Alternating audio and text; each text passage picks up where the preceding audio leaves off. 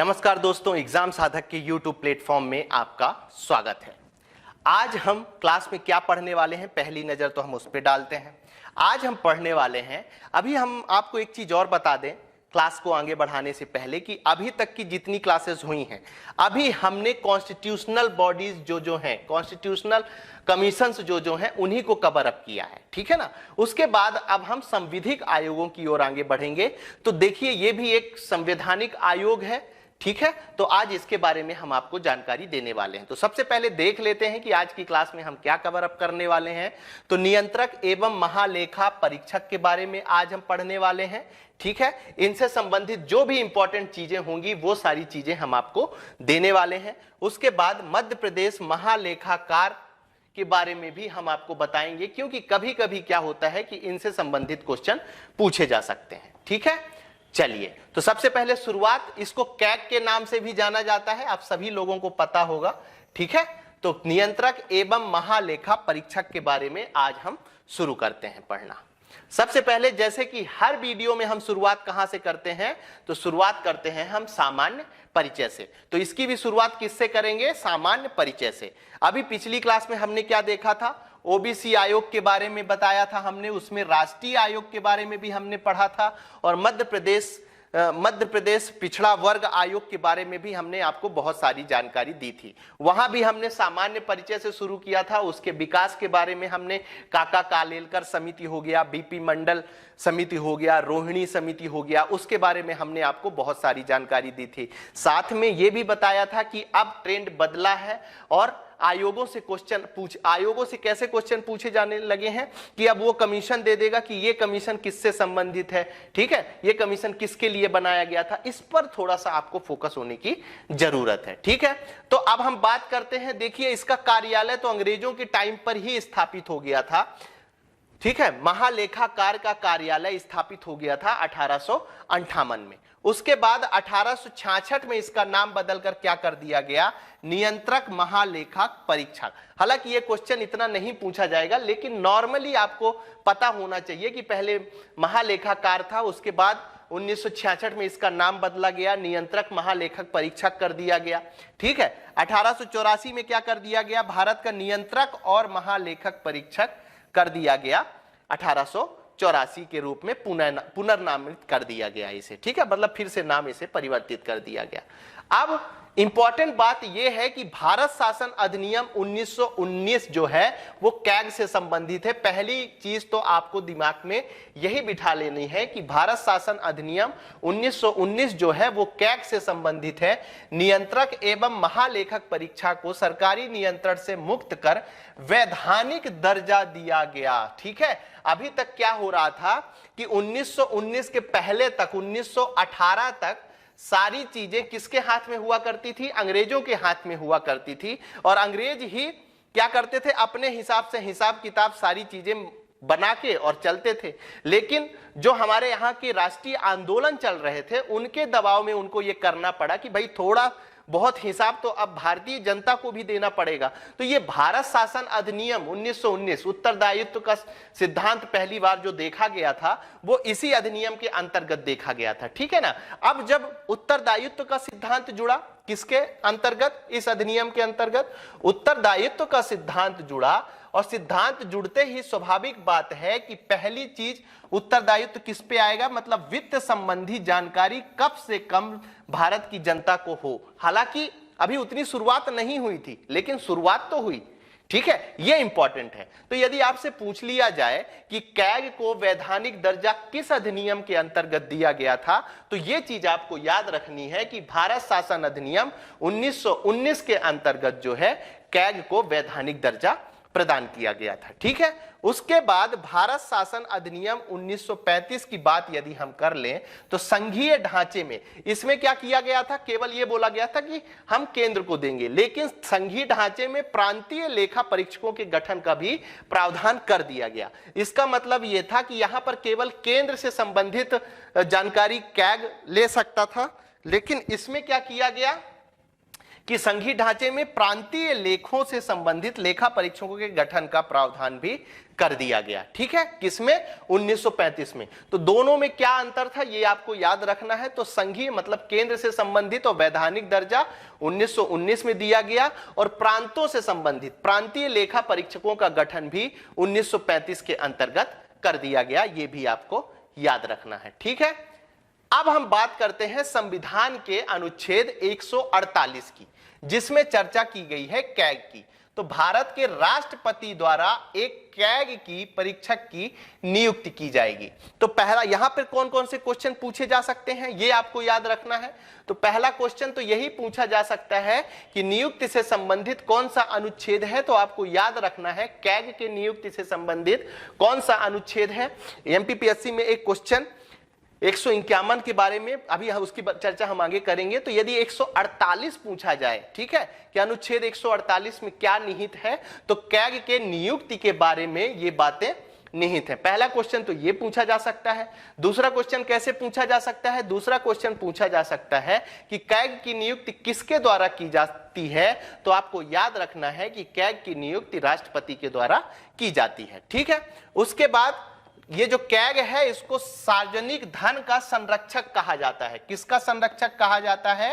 सार्वजनिक धन का। ठीक है, सार्वजनिक धन का इसको संरक्षक कहा जाता है। इसका सीधा सा मतलब है कि हमारा और आपका जो पैसा है उसको उस पर नजर रखने वाला, मतलब हमारा और आपका पैसा सही जगह उपयोग हो रहा है कि नहीं हो रहा है, ये सारी चीजें इसके अंतर्गत होती हैं। ठीक है ना, सार्वजनिक धन का संरक्षक भी इसे कहा जाता है। अब गठन की बात करते हैं और संरचना की बात करते हैं। तो सबसे पहले तो आपको यही याद रखना है, मैं हमेशा बोलता हूं कि जब भी आप संविधान पढ़िए तो संविधान पढ़ने से पहले आपके लिए यह महत्वपूर्ण हो जाता है कि उसको सबसे पहले भाग में याद कर लीजिए। किस में याद कर लीजिए? भाग में याद कर लीजिए। और भाग के बाद उसके कौन कौन से आर्टिकल्स हैं उस भाग के अंतर्गत आप उसको याद कर लेंगे तो कम से कम यदि ऐसी स्थिति बनती है कि जहां आपको तुक्का मारना पड़ जाए। ठीक है, अब जैसे 148 से लेकर 151 तक कैग के बारे में संविधान में चर्चा की गई है, आपको ये पता है। अब यदि ऑप्शन में एक ही है, 151 है यदि, ठीक है, उसके बाद जो ऑप्शन है वो 156 है, 158 है, 168 है, तो आपका आंसर बिल्कुल सीधा निकल जाएगा। ठीक है, इसलिए ये चीज आपको याद रखनी है। उसके बाद अब कैग की चर्चा करते हैं। तो संविधान के भाग 5 में, किसमें? संविधान के भाग 5 में अनुच्छेद 148 से लेकर 151 तक कैग के संबंध में प्रावधान किया गया है, ये आपको याद रखना है। और दूसरी बात, अभी तक हम पढ़ रहे थे कि जो आयोग पढ़ रहे थे वो कैसे हुआ करते थे, तो वो बहुसदस्यीय संस्था हुआ करते थे, लेकिन ये कैग क्या है? एक सदस्यीय संस्था है, ये आपको याद रखना है। ठीक है, महालेखा परीक्षा विभाग का कैग संवैधानिक प्रमुख होता है, यह चीज भी आपको याद रखनी है, क्योंकि एक सदस्य है तो स्वाभाविक है वही होता है। तो ये इस विभाग का जो है महालेखा परीक्षा विभाग का ये क्वेश्चन पूछा जा सकता है। 3 स्टार बनाइए और नोट डाउन करिए। थोड़ा सा धोखा देने वाला क्वेश्चन है कि महालेखा परीक्षा विभाग का प्रमुख कौन होता है, संवैधानिक प्रमुख कौन होता है, तो आपको कैग उसमें टिक करना है। भारत के अन्य राज्यों में अभिकर्ता के रूप में कई अकाउंटेंट जनरल की नियुक्ति की जाती है। ठीक है, राज्यों में किसकी नियुक्ति की जाती है? अकाउंटेंट जनरल की नियुक्ति की जाती है, जो कैग के अंतर्गत ही काम करते हैं, यह भी आपको याद रखना है। ठीक है, चलिए अब आगे बढ़ते हैं और बात करते हैं संवैधानिक प्रावधानों की।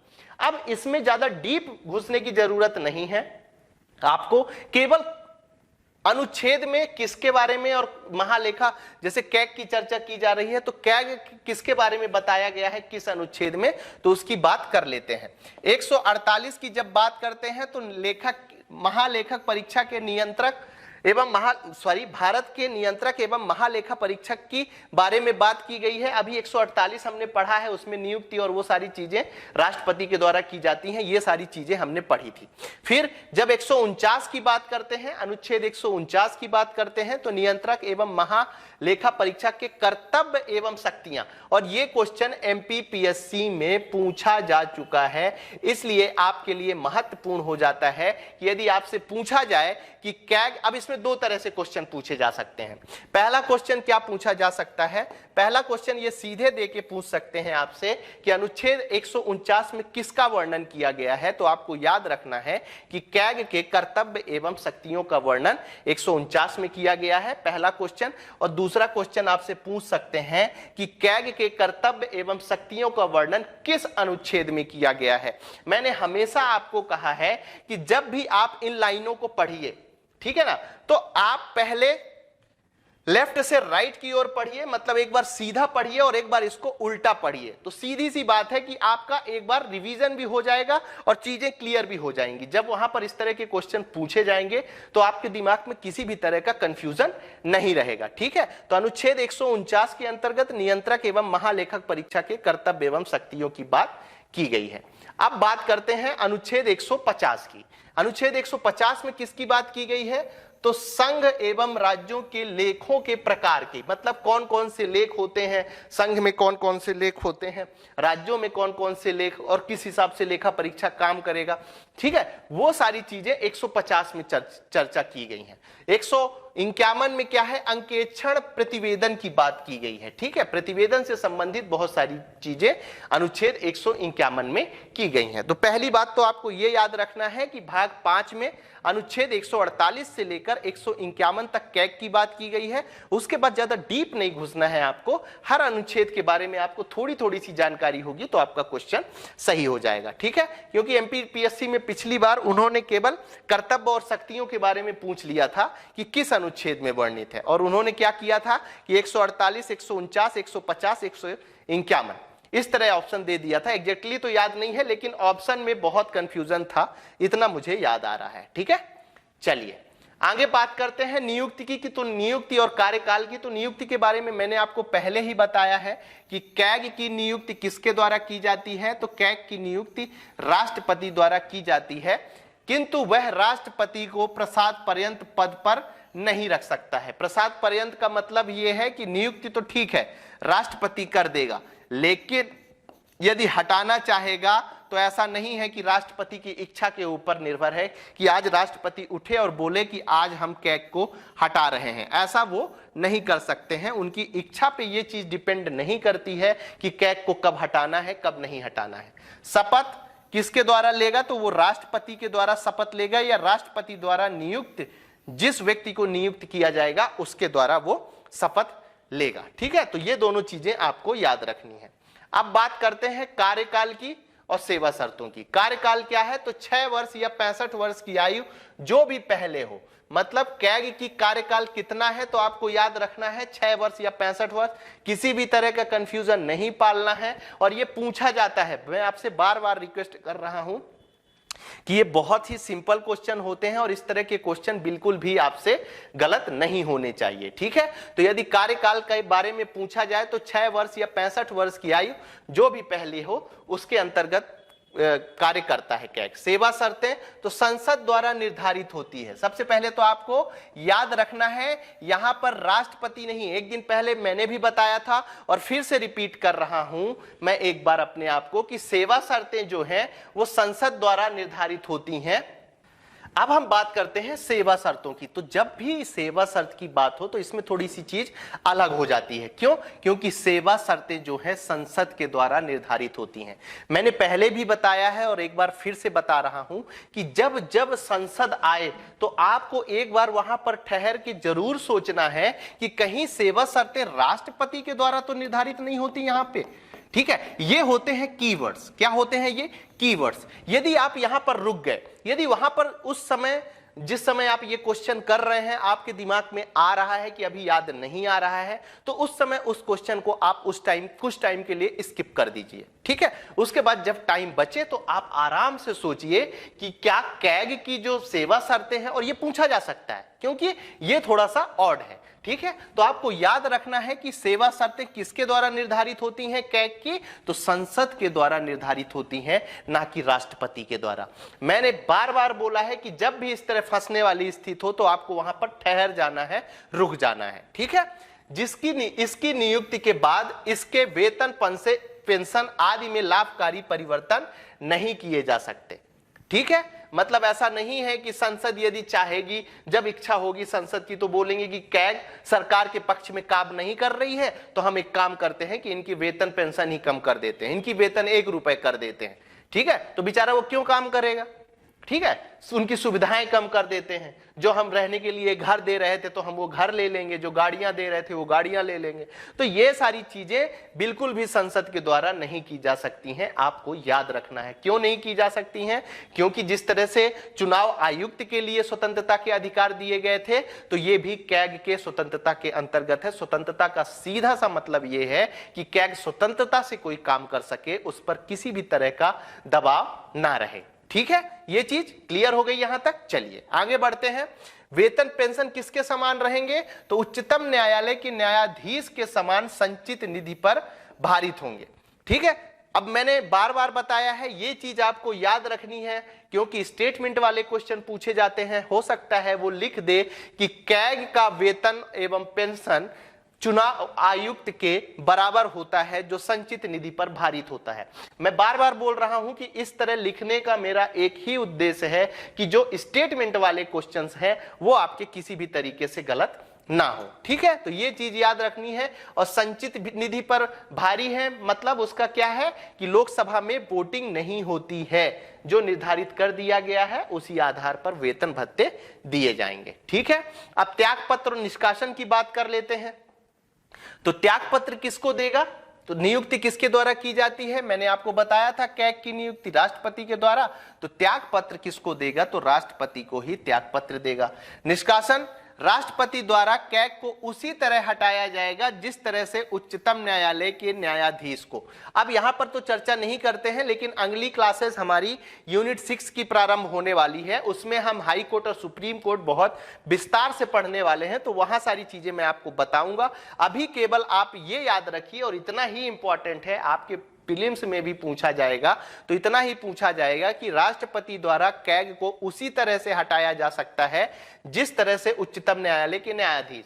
हो सकता है कि यहां पर दूसरी चीज लिख दे कि कैग को उसी तरह से हटाया जा सकता है जैसे भारत के सचिव को। तो आपको याद रखना है कि सचिव के जैसे नहीं, बल्कि उच्चतम न्यायालय के जैसे, उच्चतम न्यायालय के न्यायाधीश की तरह हटाया जा सकता है। ठीक है, अब संसद के दोनों सदनों द्वारा विशेष बहुमत के साथ दुर्व्यवहार और अयोग्यता के प्रस्ताव पर पास करके हटाया जाता है। तो जो आधार होते हैं वो कौन कौन से आधार होते हैं? तो दुर्व्यवहार और अयोग्यता के आधार पर हटाया जाता है। ठीक है, इतना याद रखिए, बाकी मैं डिटेल से आपको 6वीं यूनिट जब अभी कवर अप कराने वाला हूं, वो क्विक रिवीजन के रूप में, तो उसमें सारी चीजें बताऊंगा। ठीक है, रिपोर्ट और वार्षिक प्रतिवेदन की यदि बात करें तो प्रतिवेदन मैंने आपसे बताया था 151, इसीलिए मैंने वहां पर पूरी जानकारी नहीं दी थी आपको, क्योंकि आगे अपन कवर करने वाले थे। कैग अपनी रिपोर्ट सौंपता है राष्ट्रपति को। किसे सौंपता है? राष्ट्रपति को। बहुत ही इंपॉर्टेंट है, राष्ट्रपति को।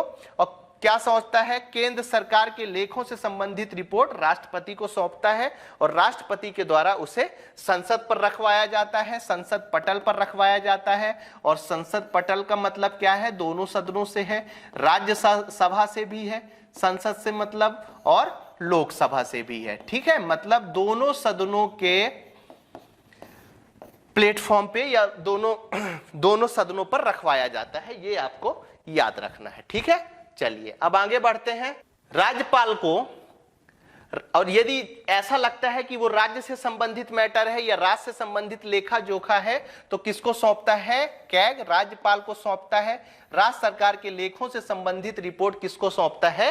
राज्यपाल को, कैग। ठीक है, फिर राष्ट्रपति यह रिपोर्ट संसद, मैंने अभी बताया आपको, पीछे ही डिस्कस कर दिया कि जो कैग के द्वारा रिपोर्ट सौंपी जाती है वो उसे संसद पे रखवाएगा, और कैग के द्वारा जो रिपोर्ट राज्यपाल को सौंपी जाती है, ठीक है, किसको सौंपी जाती है? राज्यपाल को सौंपी जाती है, वो रिपोर्ट किस में रखवाएगा? तो विधानमंडल में रखवाएगा। ये चीज आपको याद रखनी है। अब कैग जो है राष्ट्रपति को 3 लेखा परीक्षा प्रतिवेदन प्रस्तुत करता है। तो यहां पर इंपॉर्टेंट हो जाता है कि आपसे पूछा जा सकता है कि कौन कौन से लेखा परीक्षण जो है या लेखा परीक्षा प्रतिवेदन प्रस्तुत करता है। तो 3 तरह का। अब यहां पर क्वेश्चन कैसे पूछ सकता है कि इनमें से कौन सा लेखा परीक्षा प्रतिवेदन प्रस्तुत करता है या इनमें से कौन सा नहीं करता है, तो वो कौन कौन से हैं तो वो याद रखना है। पहला क्या है, बहुत इंपॉर्टेंट है, 3 स्टार बनाइए और नोट डाउन करिए इसे आप, ठीक है, 3 स्टार बनाइए और नोट डाउन करिए। पहला क्या है, विनियोग लेखा परीक्षा पर लेखा परीक्षण देता है। किस पे देता है, विनियोग लेखा परीक्षण पे। जब हम बजट के बारे में बात करेंगे तो उस समय पढ़ेंगे। वित्त लेखा परीक्षा की जब बात करता है, वित्त लेखा परीक्षण रिपोर्ट देता है। और तीसरा क्या है, सरकारी उपक्रमों पर लेखा परीक्षण की रिपोर्ट भी कैग के द्वारा दी जाती है। ठीक है, चलिए आगे बढ़ते हैं और कैग की शक्तियों के बारे में बात करते हैं। तो केंद्र सरकार की सर्वोच्च लेखांकन संस्था कौन सी है, कैग कहलाती है। ठीक है, सर्वोच्च लेखांकन संस्था। पूरी तरह से कैग जो है वो नजर रखती है केंद्र सरकार पर। ठीक है, और केंद्र सरकार के बहुत सारे कार्य कैग के द्वारा किए जाते हैं। सिविल न्यायालय की शक्तियां इसे प्राप्त हैं। किसकी शक्तियां प्राप्त हैं, सिविल न्यायालय की शक्तियां इसे प्राप्त हैं। लेखा प्रपत्र की जांच कर सकता है, किसी भी विभाग से दस्तावेज पहुंचा सकता है। वही मैंने आपको बताया था कि सम्मन जारी करके और किसी भी विभाग के अधिकारी से पूछ सकता है जो उसको उचित लगेगा। उस तरह के क्वेश्चन पूछे जा सकते हैं। आप कैग के कर्तव्य की बात करते हैं तो सबसे पहले तो यहां पर इंपॉर्टेंट बात क्या है, यहां पर सबसे इंपॉर्टेंट बात यह है कि अनुच्छेद 149 में कैग के कर्तव्य के बारे में बातें की गई हैं।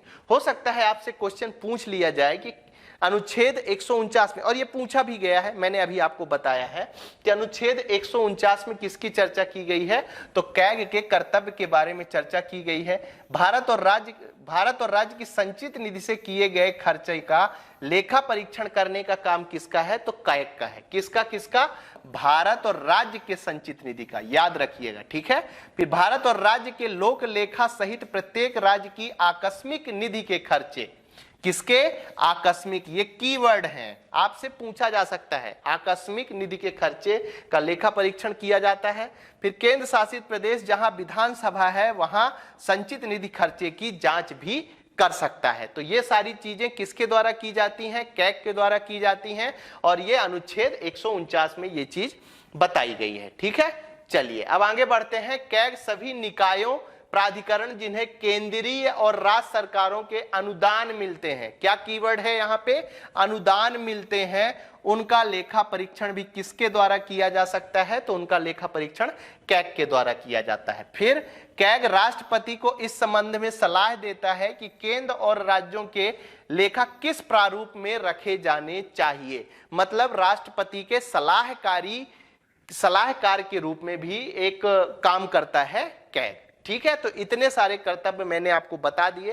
कर्तव्य से वैसे जो क्वेश्चन पूछा जाएगा वो ज्यादा संभावना यही है कि वो आपसे अनुच्छेद पूछ सकते हैं कि कैग के कर्तव्य किस अनुच्छेद में बताए गए हैं। ठीक है, उसके बाद आगे बढ़ते हैं। तो राष्ट्रपति राज्यपाल के निवेदन पर अन्य प्राधिकरण के लेखा परीक्षण भी कर सकता है। मतलब यदि राष्ट्रपति अनुरोध करता है या निवेदन करता है कि साहब आप ये लेखा परीक्षा करके हमें रिपोर्ट सौंप दिए, तो कैग वहां भी काम करेगा। आगे एक विशेष बात है, बहुत ही इंपॉर्टेंट है, 3 स्टार बना के आप नोट डाउन करिए। वर्ष 1976 में, कब, वर्ष 1976 में कैग कर्तव्य शक्तियां व सेवा शर्तों अधिनियम 1971 के अनुसार, ये अधिनियम है, कौन सा अधिनियम है, कैग कर्तव्य शक्तियां एवं सेवा शर्तें अधिनियम 1971 में संशोधन कर कैग को लेखांकन के कार्यों से मुक्त कर दिया गया, केवल लेखा परीक्षा तक सीमित कर दिया गया। मतलब लेखांकन का कार्य नहीं, इसको और क्लियर करूंगा, लेकिन लेखांकन का कार्य जो है वो कैग नहीं करेगा, केवल लेखा परीक्षण का कार्य जो है वो कैग को सौंपा गया है। ये चीज आपको याद रखनी है। ठीक है, उसके बाद संघ और राज्यों की लेखाओं का प्रारूप 150 में बताया गया है। ठीक है, इसकी जानकारी मैंने आपको शुरू में ही दी थी जब अपन अनुच्छेद पढ़ रहे थे। जब ऐसा समझ लीजिए, जब हम अनुच्छेदों का इंट्रोडक्शन कर रहे थे, संघ और राज्यों की लेखाओं को ऐसे प्रारूप में रखा जाएगा जो राष्ट्रपति के कैग सलाह पर निर्धारित हो। ठीक है, मतलब राष्ट्रपति के सलाह पर जैसे निर्धारित किया जाएगा उस आधार पर रखा जाएगा रिपोर्ट। ठीक है, फिर भारत के नियंत्रक और महालेखक परीक्षा की यदि स्वतंत्रता की बात करें, स्वतंत्रता की बात से मतलब जैसे चुनाव आयुक्त को कुछ स्वतंत्रता दी गई थी कि वो पूरी तरह से फ्री होकर काम करे, क्योंकि हमारे लोकतांत्रिक देशों में कुछ संस्थाएं हो गई, जैसे चुनाव आयोग हो गया। अब पूरे भारत देश का चुनाव उसी की कार्यप्रणाली पर निर्भर करता है कि किस तरह से चुनाव हो, ठीक है, किस तरह से लोकतंत्र का विकास हो। उसी तरह से कैग भी अपनी महत्वपूर्ण भूमिका निभाता है, इसलिए उसको स्वतंत्रता प्रदान करने के लिए, उसको उसकी स्वतंत्रता को बनाए रखने के लिए कुछ काम किए गए हैं संविधान में। जैसे कार्यकाल की सुरक्षा दे दी गई है कि भैया 6 वर्ष होंगे तभी हटाया जाएगा, या 65 वर्ष होंगे तभी हटाया जाएगा, मतलब वो इस्तीफा दे सकता है या अपना पद छोड़ सकता है, और यदि हटाना होगा तो उच्चतम न्यायालय के न्यायाधीश की तरह। मैंने अभी आपको बताया है, केवल राष्ट्रपति द्वारा संविधान में उल्लेखित कार्रवाई के जरिए ही हटाया जा सकता है। राष्ट्रपति के द्वारा हटाया जा सकता है, राष्ट्रपति के द्वारा हटाया जा सकता है, लेकिन कैसे हटाया जा सकता है? हटाने की जो प्रक्रिया संविधान में बताई गई है उसी को आधार बनाकर राष्ट्रपति भी हटा सकता है। क्योंकि एक लाइन हमने शुरू में ही पढ़ी थी कि राष्ट्रपति के द्वारा नियुक्ति तो की जा सकती है, लेकिन प्रसाद पर्यंत नहीं है। प्रसाद पर्यंत का मतलब कि ऐसा नहीं है कि आज सुबह राष्ट्रपति का मन हुआ, बोले कि साहब अब दूसरा कैग होना चाहिए, ये हमारे मन का काम, ये नहीं होगा, ठीक है। उनको हटाने के लिए बाकायदे संविधान में बातें लिखी गई हैं और उसी को आधार बना के हटाया जा सकता है। अन्य पद पर नियुक्ति नहीं, ठीक है। पद छोड़ने के बाद वह भारत सरकार या राज्य सरकार के किसी भी अन्य पद पर नियुक्त नहीं किए जा सकते। ये भी एक तरह का स्वतंत्रता दी गई है कि ऐसा ना हो कि आप लालच में आकर, सरकार आपको लालच दे कि हम आपको इस पद में बिठा देंगे लेकिन आप हमारे मन का काम करिए, तो ऐसा ना हो। कैग पूरी तरह से स्वतंत्र रूप से काम करे, उसके लिए ये प्रावधान इसमें जोड़ा गया है, ठीक है। चलिए आगे बढ़ते हैं। वेतन और भत्ते में किसी भी तरह का अलाभकारी परिवर्तन नहीं किया जा सकता, ठीक है। ये मैंने पहले ही आपको बता दिया है, क्योंकि वेतन और भत्ते संचित निधि से दिया जाता है, ठीक है, ठीक है। और सारी चीजें मैंने आपको बताई हैं। वेतन भत्ते अन्य शर्तें भारत की संचित निधि से दी जाती हैं, वही बात यहां पर लिखी हुई है, ठीक है। तो ये क्लियर हो गई यहां तक की सारी बातें आपको, ठीक है, कंफ्यूजन नहीं होगा। स्वतंत्रता वाला क्वेश्चन पूछा जा सकता है कि स्वतंत्रता के लिए कौन कौन सी चीजें आवश्यक है, उसमें 4 बिंदु बना के वो दे सकता है, ठीक है। उसके बाद भारत के नियंत्रक और महालेखक परीक्षा के बारे में देखिए, वर्तमान कैग क्यों है, यहां पर मैंने फिर से छोड़ रखा है, ये आपको अपडेट करना है, ये आपका वर्क है, सेल्फ वर्क है, ठीक है। अपडेशन से क्या होगा कि आपको नाम भी याद रहेगा, नंबर 1, और दूसरी बात क्या है कि एग्जाम के कुछ दिन पहले यदि ये खाली रहेगा तो आप उसको लिखेंगे, अपडेट करेंगे, जो बिल्कुल सही होगा, ठीक है। अभी मैं लिखवा देता हूं, नाम वही आपके दिमाग में रहे। एग्जाम टाइम पे यदि आप अपडेट नहीं कर पाते हैं तो आप एग्जामिनेशन हॉल में हो सकता है कि ये क्वेश्चन गलत करके आ जाए, जो कि नहीं करना है। वी नरहरि राव जो है ये प्रथम भारत के नियंत्रक, मतलब यदि आपसे पूछा जाए कि प्रथम कैग कौन है भारत के, तो आपको एक ही नाम याद रखना है और वो नाम है वी नरहरि राव, ठीक है। वी नरहरि राव का नाम आपको याद रखना है। अब कैग की एक माथापच्ची है, वो मैं आपको हालांकि बता दिया हूं, लेकिन एक बार फिर से क्लियर कर देता हूं क्या माथापच्ची है। और इससे क्वेश्चन आता है, या तो वो आपको स्टेटमेंट में जब देगा तो स्टेटमेंट में दे सकता है, या सीधा क्वेश्चन पूछ सकता है। क्या पूछ सकता है कि कैग भारत का केवल लेखा परीक्षण करता है। मैं बार बार चिल्ला के आपको बोल रहा हूं कि कैग भारत सरकार का केवल लेखा परीक्षण करता है, कैग जबकि राज्य सरकारों का, ठीक है, क्योंकि दोनों का करता है वो लेखा परीक्षण, केंद्र का भी और राज्य का, जबकि राज्य सरकारों के लेखों का परीक्षण करता है, संकलन और अनुरक्षण तीनों चीजें करता है, जबकि केंद्र सरकार का, ठीक है, भारत सरकार का केवल क्या करता है, लेखा परीक्षण करता है। मैं फिर से रिपीट कर रहा हूं अपने आप को कि लेखा परीक्षण करता है केवल किसका, भारत सरकार का, और राज्य सरकारों का क्या क्या करता है, तो लेखा परीक्षण तो करता ही है, साथ में संकलन और अनुरक्षण भी करता है, ठीक है। पहले भारत सरकार का भी करता था, ठीक है, ये बात मैंने अभी आपको क्लियर करी थी कि पहले भारत सरकार का भी करता था, लेकिन 1976 के अधिनियम के द्वारा केवल इसे केंद्रीय सरकार के लेखकों के संकलन और अनुरक्षण कार्य से मुक्त कर दिया गया है, ठीक है। तो ये 1976 बहुत ही इंपॉर्टेंट डेट है, ठीक है, क्योंकि कैग के अधिकारों में कमी की गई थी 1976 में। ठीक है, ये आपको याद रखना है।